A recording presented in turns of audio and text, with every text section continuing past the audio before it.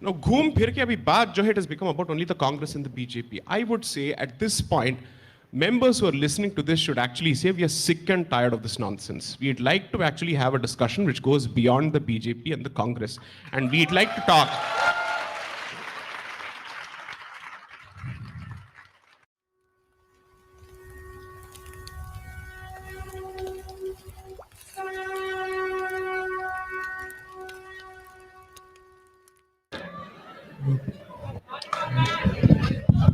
This is the Sriram College, right? Yeah.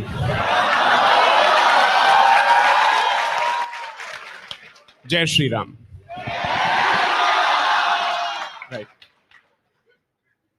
So first of all, thanks to the organizers for putting together such a fantastic event and the audience for turning up in such brilliant numbers. As usual, I think the alleys have been converted, or the aisles have been converted into pathshalas. Thank you so very much. I was wondering, I was just going through the email that was sent to us on the topic. The topic was, can Western narratives and Indian narratives, or Western media and Indian media coexist? If I were on the other side, I would have stuck to the topic.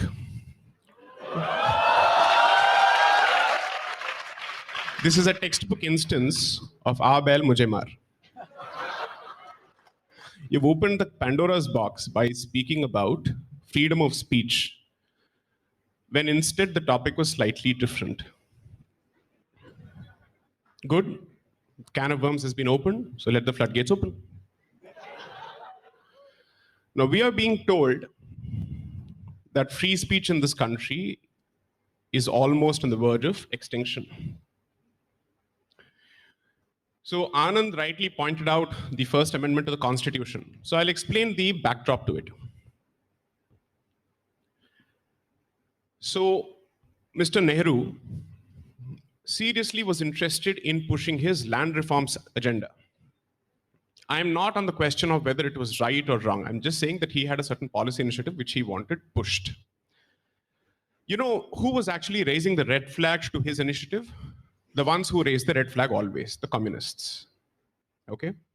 So people like Romesh Thapar started writing against it. And there was active opposition to everything that he was doing.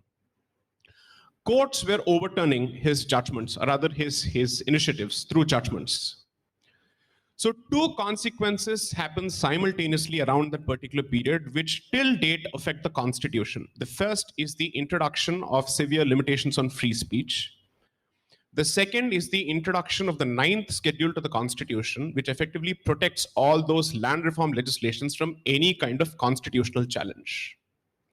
Imagine an elected government in a democracy taking a policy decision and ensuring that that policy decision is immune from judicial review through a constitutional amendment for all time to come. And we are being taught democracy by the scions and descendants of this legacy. Second, today we are suddenly being told, oh, social media explosion is the reason for survival of free speech in this country. Otherwise, you see free speech is being bought by mercantile interests and so on and so forth. Who introduced Section 66A to gag free speech on social media? Section 66A of the Information Technology Act was introduced by the UPA government with the broadest of possible restrictions on free speech, where even any kind of offense or hurt that is caused to sentiments immediately attracts the application of that particular section. This is what ultimately resulted in Shreya Singhal versus Union of India. The sad part, or the unfortunate part, or perhaps the cynical part of the reality is the BJP defended that particular provision in court when the matter was being heard, because by then the BJP had taken over. So what does this tell you ultimately? That the nature of power, regardless of which party is in power, is to appropriate as much space to it as possible and limit the scope for free speech. There is really no one in this hammam, I leave it at that, who's capable of saying, I'm clothed. Okay? So therefore, let's not take a moral high ground here. Let's be realistic about what is it that we want and what is it that is good in the interest of the public. Let's speak of that. Now let's talk about what's happening in the West, so on and so forth. I think the binary division between Western media and Indian media no longer exists for a good reason.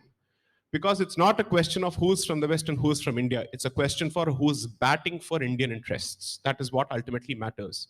Because there are several people, several journalists in the West who are willing to speak the truth about Bharat and who do not share the colonial cynicism of the rest of their Western compatriots. Similarly, there are several people from Bharat who are more than happy to be lackeys of anti-Indian mouthpieces from the West. That's a fact. So therefore, I'm not interested in this binary argument anymore. During COVID, there were several fantastic Twitter handles from the West which were actually reporting on the kind of measures that a country such as Bharat, the scale of its population, was undertaking to provide resources to its people, while people within were constantly pulling us down. Now, here is the interesting part. Mr. Kulkarni rightly points out, and I would say significantly that holds good, that Western media, including Hollywood, so to speak, has managed to push the Western agenda as much as possible. It's unfortunate that we are aping everything wrong from the West, but we are not doing it as far as this issue is concerned. And then when we say that there are certain portions of the media, there are certain segments of the media who seem to be comfortable constantly pulling India down, we are then accused of being anti-free speech. Okay, so we are being told that free speech is effectively under challenge because mercantile interests are holding them to ransom. Why don't we speak of political parties owning channels? In the South, business interests and media interests merge and they're controlled by parties. You want a standing example? The Sun Group owned by the DMK, which has been a partner not just to the Congress, but also to the BJP. Because after all, the commerce minister during Mr. Vajpayee's tenure, who was leading India in the Doha negotiations with respect to World Trade Organization, was Murasoli Maran from DMK. Neither party deemed it fit to crack down on the holding of media interests by political interests or political organizations. That has never happened. Why just the DMK?